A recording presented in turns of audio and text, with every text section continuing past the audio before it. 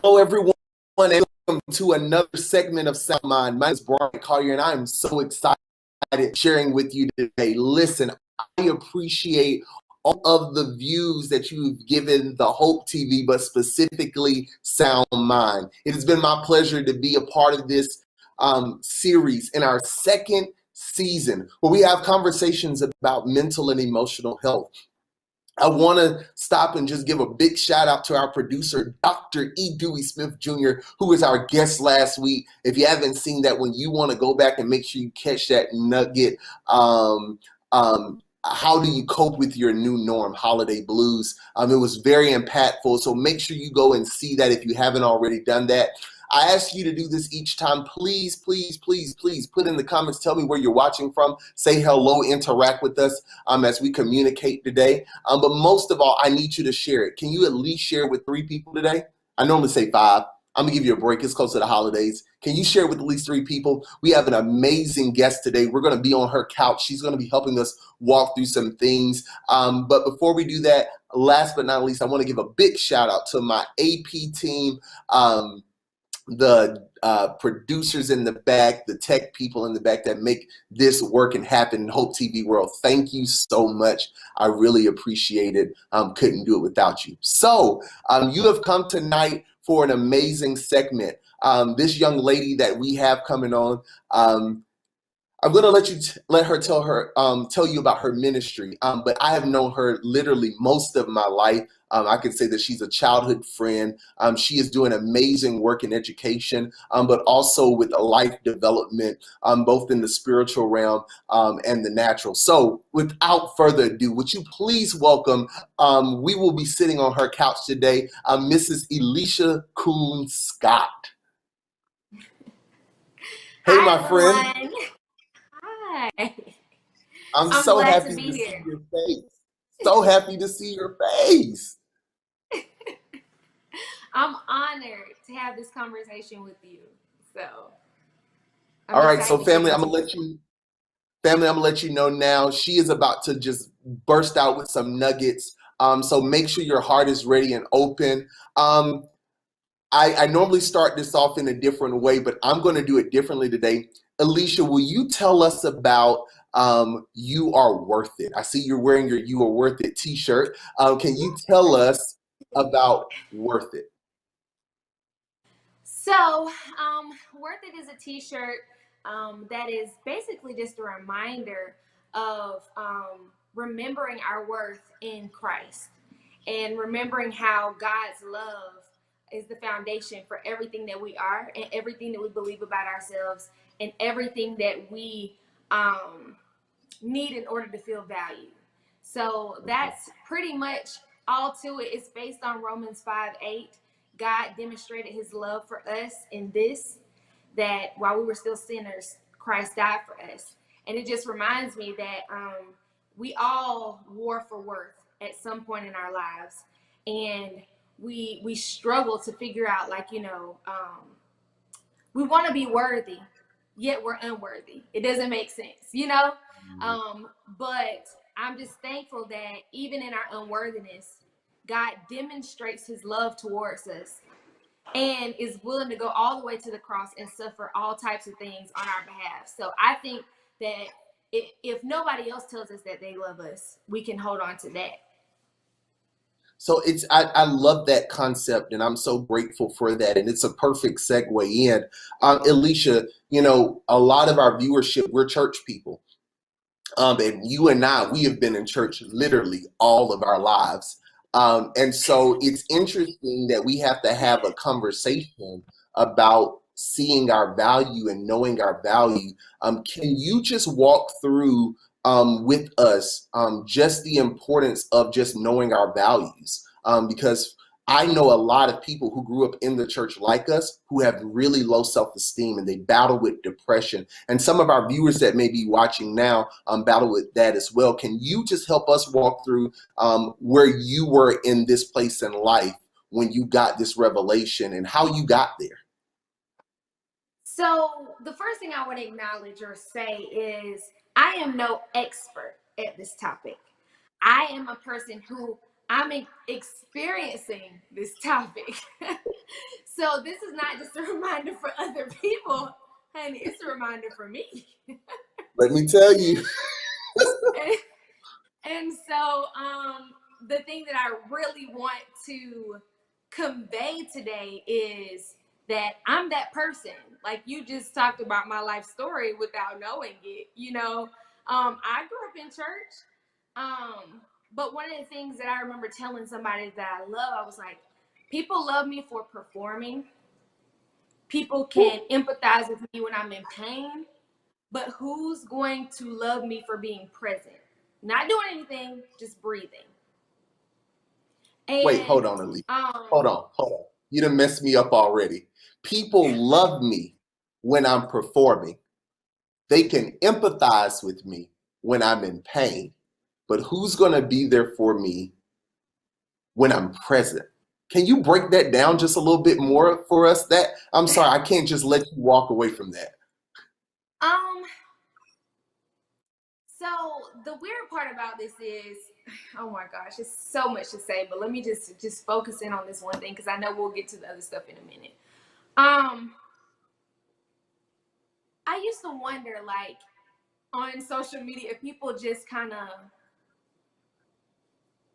somehow I see that people get likes when they do something like extreme, right?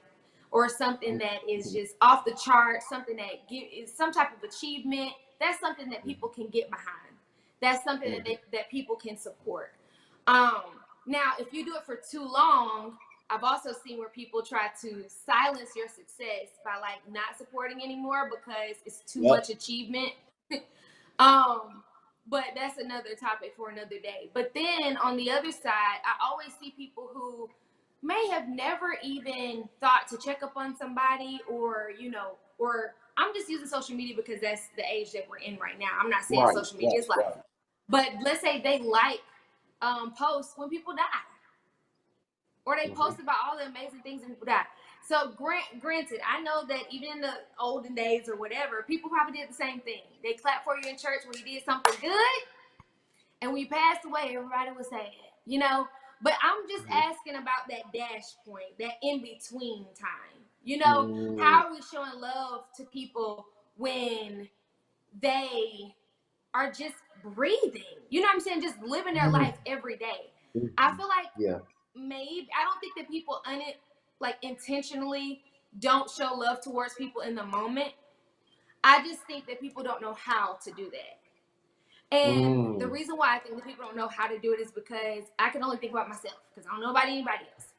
But I was talking to my brother the other day and we were talking about this idea of needing other people to feel for you because you don't allow yourself to feel. And so sometimes I think that we distance ourselves or disconnect ourselves from the present because it seems too hard to bear, And so sometimes you just need people to kind of, lean on or feel for you. Or you need, I found myself to be one of those people who need somebody who can understand my feelings. But I need that because I don't let myself feel. And I don't give myself a chance to understand my feelings. You get what I'm saying? Not because I'm not an extreme feeler. I go to counseling, and that was one of the first things she said, honey, you can get a 9. 9 is the highest level for the affection you can give. I made a 9. I can give a 9 in affection. I love people. But also my need is an 8. So I can look like a real needy person because I need a lot of affection too. But I think that's how God works. Why would he give me something to give when he didn't give me a big tank to receive it? Then I'd be giving from an empty place. And so I'm saying all this. I know I went around the world, but I'm saying all this to say that sometimes we just need people to love us for breathing because we don't love ourselves when we're breathing and we're not achieving. You get what I'm saying? And we don't acknowledge ourselves unless we're in pain and we ain't got nothing else to give. Alicia, it's so crazy. It's so crazy you say this. I was with my therapist just last week, And she said, Bryant, your issue is you only see your value based off what you give. And so I'm over here sitting in this chair right now, like cringing because you're just like all up in my business. But that's the thing, like who is celebrating you for just being you? I have the affectionate title of being called Uncle B. I have no kids of my own, but all of my adopted god sisters and god brothers have had kids, and all of their kids are my nieces and nephews. So I love being Uncle B. And my therapist said, she said, "Why do you love that?" I said, "Because they have no expectation of me. They don't need any. They don't care that I'm the preacher. They don't care how much money I have. As long as I can buy chicken nuggets, that's all they care about. Like, it's simple. And it's those relationships that I cherish. And what we don't realize, Alicia, and this is for somebody out there, you've got to learn how to love you, like Alicia said, while you're breathing, not because of anything you've done. And I think, Alicia, what it is especially in this social media thing, like I was beating myself up over the head because people my age are getting married and having kids, and I'm like, what am I doing? But then they're looking at my life saying, oh, he gets to travel, he gets to move freely. And what we don't understand is we are envying the other person's world that they're envying of ourselves because we don't know the blessing we have in just being present in who we are. I'm sorry. You just blessed my whole life. If she's blessing y'all, I need y'all in these comments. Alicia, keep going. No, you've said a lot of great things. Oh my gosh. The first thing I was going to say is you said that your nieces and nephews don't have any expectations of you until they do. That's the thing that we have to remember. That it may be that now, but life it goes on. It's a living, breathing organism. Like things don't stay the same. And so one day you'll wake up and be like, they do have expectations of me outside of chicken nuggets. What am I supposed to do with that? You know? Yeah. And then the other thing I was gonna say is what I realized when I was telling this loved one, like, who's gonna love me for being present or whatever, is the fact that, honey boo, you don't love yourself for being present. That's why. So when you ask the question, who, you need to be asking you. If you, right? It's me. And I think sometimes we do that. When I was talking to another one of my friends, we were talking about the fact that one thing we know is that we can give to other people and we can love other people, but we're not as certain about that for ourselves because something within ourselves tells us that we're unlovable. And so when I think about what I'm saying, I think that sometimes when we feel like a burden is too heavy, we put it on other people to do it for us. So now I'm like, who gonna love me? Or who? And it's y'all, and it's really you. Like, I had to sit with myself and I'm still sitting with myself. I'm not saying this in past tense. Like, I go through this phase of worth in different seasons of my life. I thought I had outgrown whatever this is, but as soon as I put the message out there, life came down on me. I experienced the anxieties of not knowing what people think about me or what's being said about me or if I'm being misunderstood. I experienced the depression of believing what the shirt says. It's one thing to hear it and be like, whoa, that's a word. It's another thing for you to really believe those words. So if you told me right now that you love me, or somebody else told me right now that they love me, could I believe those words? If God said that he loved me, which he already has, can they go past the page? And if they can't, that's a me thing. I need to figure out what level of hurt has caused so much of a barrier and so much of a misconception and so much of a alternative negative focus that I cannot believe that I am loved and I'm valued and I'm worthy. And so that's kind of what I mean by being in that middle. It's not, I don't see myself as a person who chases after achievements. But one thing I realize is when I look up, people are clapping. And you may see this in terms of your world. So you didn't start preaching or speaking because you thought it was cool and people were going to clap for you, right? I've known you for a long time. You've always spoken. You've always spoken. Never saying, okay?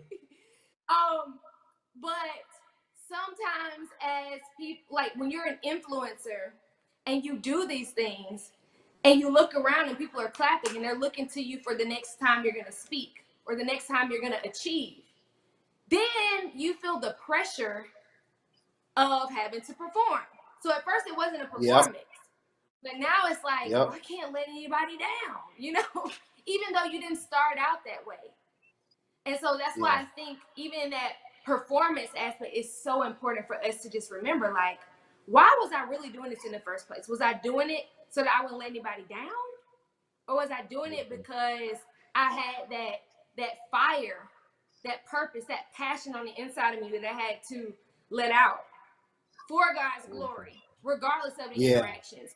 And I think where it gets hard is all of us love when we're the part of Jesus where he was feeding all those people who were hungry with the fish and the loaves. But when it's time to go to that cross, be that Jesus, where you ain't even really do nothing wrong. They ain't really got nothing against you. But out of straight envy, they choose to let a murderer be set free over you. And the same crowd that was there clapping for you at one point or asking you for healing or whatever. I'm not saying it was those same people, but you know, they was all in the same group. It's still a crowd. It was a crowd. They crucified him. Yeah. And I think that when we get as believers, when we get to that aspect of our faith walk, that's where a lot of us fall off and go into a depression. But that's not something that Jesus didn't do. Because when he went to the Garden of Gethsemane, he said, my soul is anguished to the point of death. That sounds like depression to me. He said that he was so burdened by what he was purposed to do. You get what I'm saying? But I get it. That garden experience, I get it. I'm with you.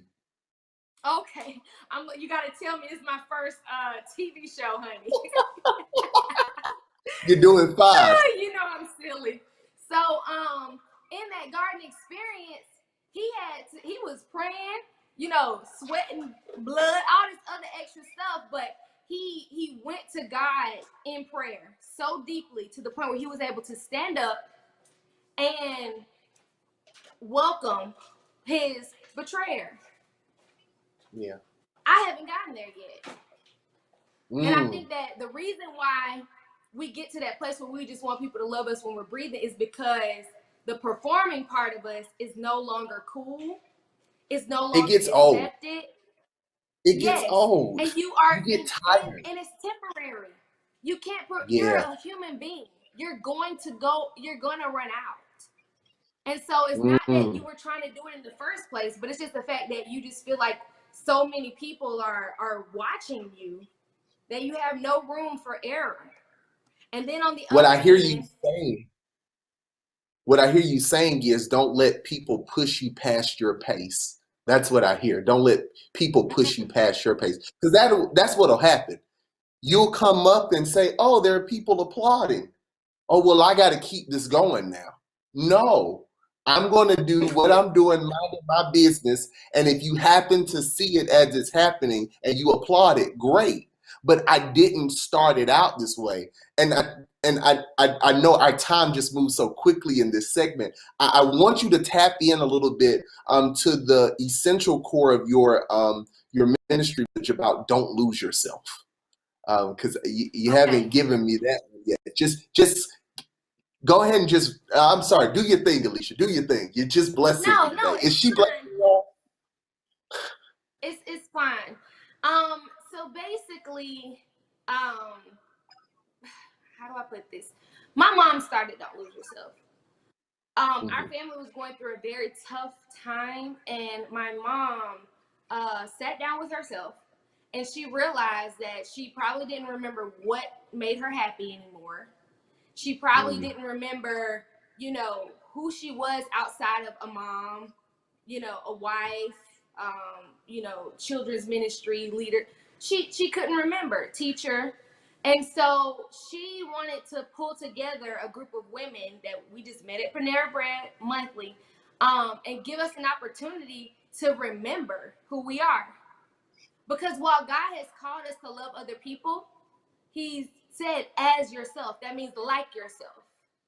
And so a lot of us try to do the loving of others first, and then we get broken trying to do that because we're not equipped to meet all of their needs and expectations.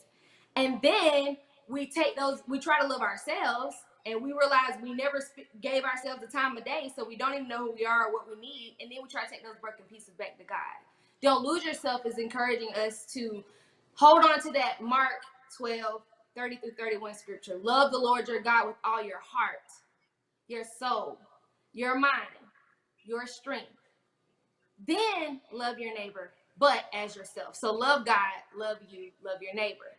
My mom also spelled out this. She had a heart, and she spelled yourself without the you are. And she was saying that that's how a lot of us love ourselves, the yourself version. But we want the one that has the you are in it. Really identifying, what is my identity? What is my purpose? And when you know those things, you can better unify with people and serve. A lot of people are serving out of insecurity. Serving, and contaminating or tearing down the very things that they say they're trying to build. But it's not because they want to be, people who want to knock down the wall or whatever, It's just because they got their own struggles. So that's what Don't Lose Yourself is about. And I just basically took it and ran with it. When I started teaching, I realized a lot of my students didn't know their identity. They didn't know their purpose. They didn't know they had gifts and how to serve others. So I just took that and did a youth conference. And then I switched, I added on the women's conference, and I hope to do this in a family capacity. But we have women's conferences, we have women's meetups, we have Bible study, we have all types of things. And I've been doing this for years, but I never wanted to attach my face to it. But I think a lot of people didn't know that it was something I was doing. So I finally just kind of like sucked it up and was like, okay, guys, like this is something I'm passionate about, and I want to share it with others. So Alicia, help me with this. So it's interesting you say this, because people are trying to lead out of insecurities. That's messed me up. I'm just going to stop right there and say that's messed me up right now, and it's messed me up because someone out there may feel that they are too old to figure it out now. They have missed their mark in figuring out their worth, their value, what their purpose is, what their calling is. Alicia, just for a moment, for that person that has given up and thrown in the towel mentally, emotionally, and even spiritually, I just feel like this is a divine moment. Can you just speak to them, give them some encouragement about not losing themselves and to see their worth and value? The first thing is, it's not your responsibility what they think, what they perceive, what they see. Your responsibility is you, how you interpret it, how you own it. When you when you allow your offenses to become who you are, then you become the offender. And so I think that it's so important for you to remember that you have to be grounded somewhere, and you have to know your worth, because if you don't, then other people's insecurities and other people's misuse of whatever you've given becomes your own. And then you start picking apart everything that God made you to be because you weren't grounded. And so the main thing that I'll say is this. I too felt like it was no hope for me. After experiencing abuse for using my voice, after standing up for what was right and being met with rejection, after being young and trying to be all who God created me to be, and causing other people to feel insecure, I decided that I was too much and I needed to dial down.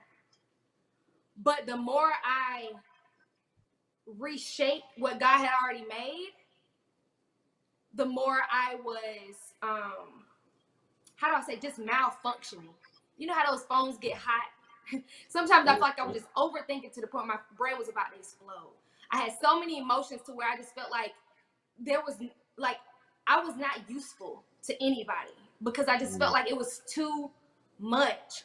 But then I realized a lot of that stuff was not even me. It was stuff that I just people handed to me, and I was like, "Thank you," even though I knew it didn't belong to me. And so my main thing right now is this is something that so many people have told me: let it go. And I used to be like, well, what is it? And when do I let it go? And how do I let it go? I don't know how to do that. But genuinely, seriously, give it back. It doesn't belong to you. And even if you don't give it back to the person who gave it to you, because a lot of us want to give it back to that person who gave it to us in the first place because it's your fault. But we have to remember that giving it to God is more powerful than giving it back to the offender and playing, toss and catch with, the person who offended us. I'm tired of being my offender. I'm tired of being my offense. And you got to get to the point where you're so tired that you just decide to do something different. It's as simple as a decision. That's what I want to tell somebody. Like, I'm not saying this from a place of, super Christian. I'm saying this from a place of I got so low to the point where I was like, it felt like death. My insides felt like death. My mind walking around felt like death.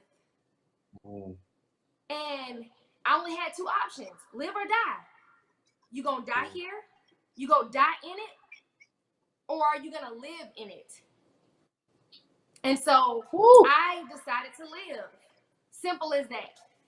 Even if that means letting it go or whatever the case may be. One of the things I want to say about this Worth It shirt is I use these images, and you won't be able to see them on the screen, but I talk about how we become a product of our experiences. How, you have all these trashy things that happen to you, all these empty things. You become like a restroom girl that's full of all this stuff. You don't know how you became this person. But a lot of people just dress it up.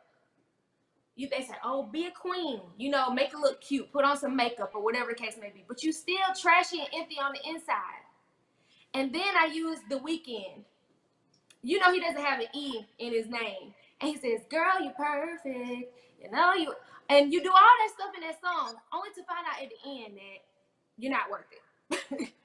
And now you all 50 Shades of Grey with your crown and everything else. And your crown is made up of social media, seduction, the soldier, all that stuff. And it doesn't get you anywhere. Fighting for social worth with performance. Fighting for relational worth with control. Doing all these things so that you can just hold it together. Hoping that you will be able to earn it someday, and you never do. And that's what you realize. Just like The Weeknd, life is the same way. It doesn't play fair. You do all this stuff and you're not worth it. So what I realized is that weekend that Jesus went to the cross, where the E was there, it connected us to eternity. And it showed us that I don't care how trashy you are. You can be the adulterous woman. You can be the lady with 5 men. You can be whatever. You can be so far from me. But I love you enough to die for you. Yeah. And to be raised to life for you, so that there's no dead situation that's too dead for me. That I can bring any dead situation in your life back to life. And so if he didn't allow himself to die there, he wouldn't have known how it felt to live there. And if he didn't die, those disciples and the people who saw him after wouldn't have never been able to know that that was really him. It was his death that made them know that he had resurrected. You get what I'm saying? That connected them to the resurrection power. And so I think sometimes when we fall in front of people and people see our shame and they see our guilt, we think that all is lost for us. But when God turns it around, it means all those same people can see his resurrection power in your life. And so I just think it's so important for us to no longer be queens that are qualified under everyone's expectations and needs. That's how I identify a queen, to get this point across. We can say queen all day, but it's not going to mean anything if we're still qualified under everyone's expectations and needs. We have to get to the point where we are confident women embracing eternity's nature. That's CWEEN. Confident women embracing eternity's nature. And when we do that, then we can, people say, protect your peace. I'm sorry, but it doesn't belong to you. People say, I manifested this. I'm sorry, but if you can manifest it for you, then you should be able to do it for me. You should be able to do it for yourself again, and all those other things. Like, we have to get to the point where we embrace eternity's nature, that we're willing to say, you know what? All this stuff I got in my life, I've tried to hold it together. I've tried to clean it up like I cleaned up my room, move objects left to right, and help that they stay. But life doesn't work that way. You can't clean up your life the way you clean up a room. You have to allow God to come in and literally consume that room with his peace and with his love and with his joy. And that's what I found, that the more I just lay in his arms and I stay in his presence, the more I remember truly who I am, and he reveals it to me. And I truly believe if you ask him, he'll tell you. And I'm still learning. I'm not telling y'all something that I'm, like I said, an expert in. I'm still learning. Ladies and gentlemen, Mrs. Elisha Scott. I hope I didn't let you all down tonight. I have known her all of my life, and she has just blessed me tremendously tonight. I want to. Our time has come to an end, but I want to touch on some things really quickly that she hit on. There's a pivotal place in someone's life right now. Are you going to live? Are you going to live in the funk, in the craziness, in the discomfort, in the ugliness of life right now? Or are you going to die there? If you die there, that's it. There's nothing else. But there's so much more life in you. What both of us said tonight, we've all been there. We look good right now, but it's because of God and our therapists, our counselors, that help us to get to this place. But the work is real. How are you loving you? You got to stop performing. Elisha, thank you so much for being here with us tonight. I would be remiss. I always ask my guests, if you had to leave us with one nugget to think about to get through the week, what nugget will you give us in your parting words tonight? Here's what I will say. This is a 3-part thing. I hope y'all can remember this. The first thing is, what do you want to be full of? Do you want to be full of all of the negative things that have tarnished your reputation, caused you all the pain that you've endured? Or do you want to be full of the fruit of his spirit? A lot of us are seeking his spirit, but we won't seek him. We want love, joy, peace, patience, but we won't seek him. Seek God. And I promise you, you'll get full of him more than you are of your offenses. He can wash us away. The second thing I think is super important for us to remember, that we can die one of 2 ways in our situation. Because the Bible says that the more you lose your life, the more you find it in him. So Jesus could have died 2 ways. He could have died on the cross and not had hope in God, or he could have died in surrender and experienced resurrection power. I want you guys to die in your situation to the point where you allow him to find you, because you surrender, instead of dying there with no hope. So just remember that when you look to the cross, not only are you worth it, but it is going to be worth it. Ladies and gentlemen, Mrs. Elisha Scott, thank you so much, Elisha, for being with us tonight. You were phenomenal, as I knew you would be, and I know someone's been blessed. Listen, fam, if she has blessed you tonight, put it in the comments. Let her hear your love. And then I need you to tag some people who you know need to hear this. Send it to them in their messages, in their text thread.